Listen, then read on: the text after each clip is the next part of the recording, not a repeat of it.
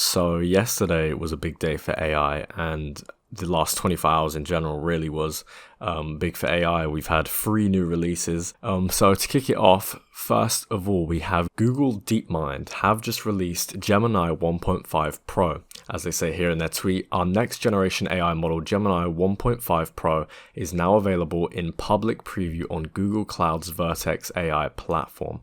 So I'm not sure why it's only highlighted that, but anyway, so Gemini 1.5 Pro has just been released by Google DeepMind, and it's obviously an improved version of Gemini that we've seen before, and they have this little GIF here sort of showing what it can do.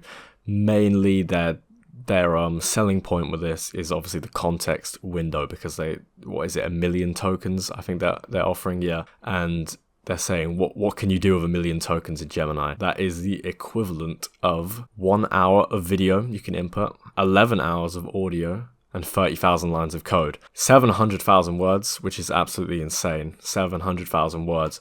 So it's really scalable. I mean, if you've got a lot of information you need to input into it, video, audio, whatever it might be, you can basically get it done with Gemini now. And along with the release of Gemini 1.5 Pro, Google DeepMind also announced this new tool here, which is Imagen 2, and they say our generative technology Imagen 2 can now create short 4-second live images from a single prompt. So no longer are you restricted to just still images with Google DeepMind anymore. You now get access to GIFs, I suppose, or as they're calling them, live photos, live images. And they've got this little video here, which I'll show you now. So they type in this prompt about a flower opening up in the morning light, and Imagen 2 generates this. So it's not like they're generating videos yet, but they're calling them live images.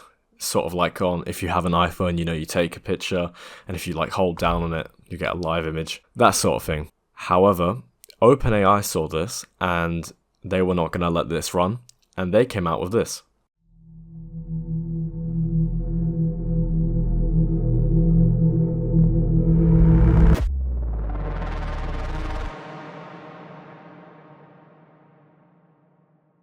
So OpenAI saw this, and whether or not it's related or not, we don't know. We can only speculate, or if it was a big coincidence.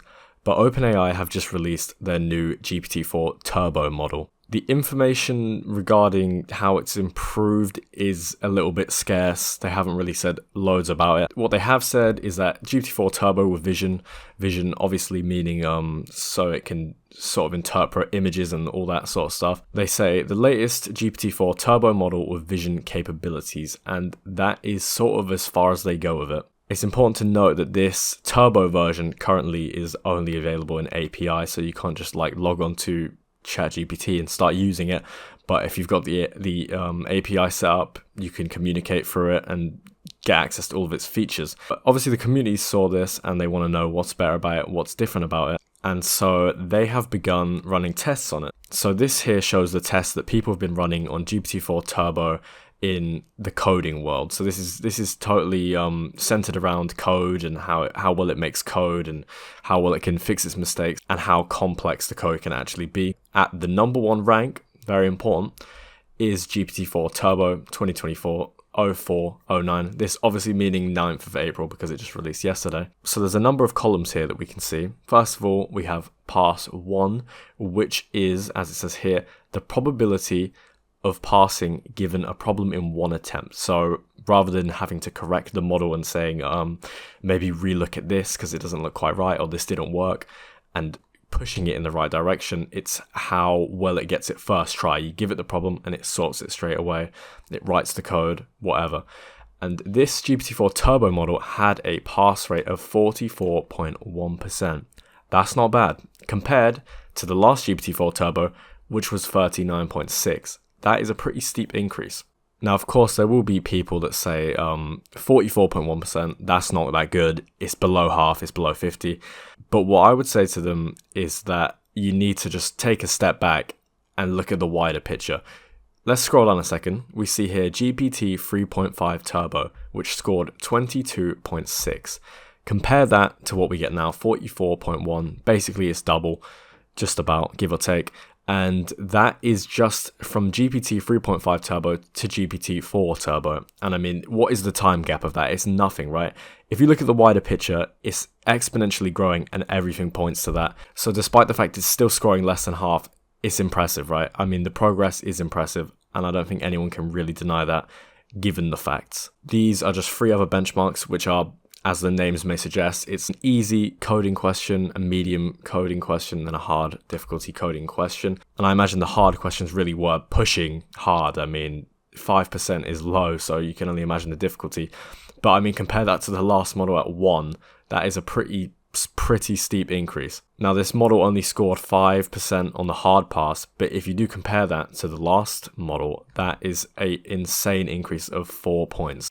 And then here we have yet another benchmark test that users have been running using the API. And this one is based on mathematics, because maths, we know these models are not that good at. It's not what they're made to do. They're not calculators, and a lot of people use it against them, like, oh, it can't even figure out this simple equation I've given it. It's not what it was made to do. It will get there.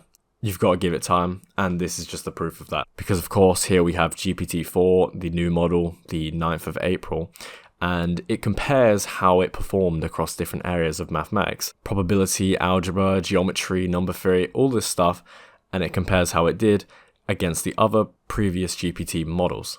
And comparing this new Turbo to the last, that is, again, a steep increase of about 6 points.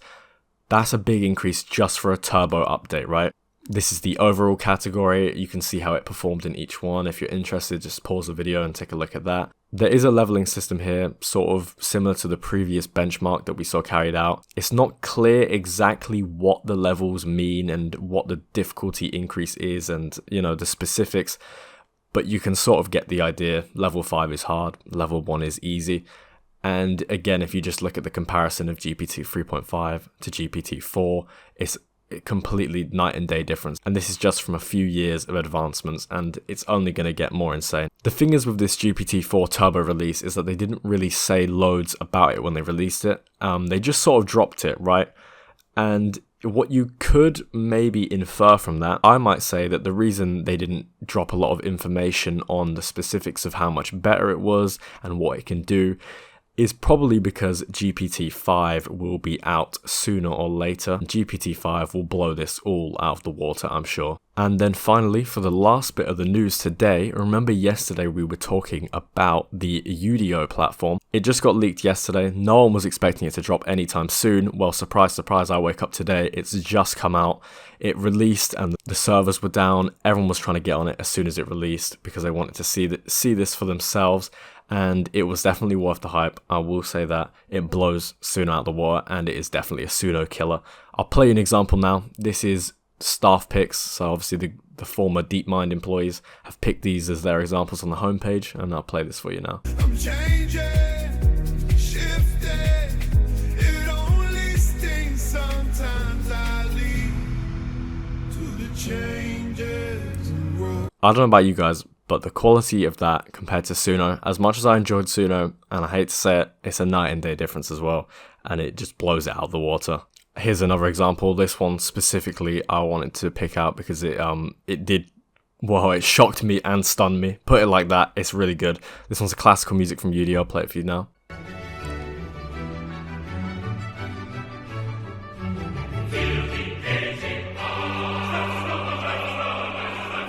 Totally generated by AI, by this new platform, Udio. Now, the best thing about Udio is that they offer you to generate 1,200 songs a month for free. You don't have to pay anything, just make an account, Google account, boom, 1,200 songs a month, which is roughly 40 songs a day, just completely for free. Compared to Suno, they gave you like 5 or 10, it wasn't loads. But I encourage you to come, generate some songs, hear it for yourself, it's insane. But that's all for today. If you enjoyed, like and subscribe. Thanks for watching.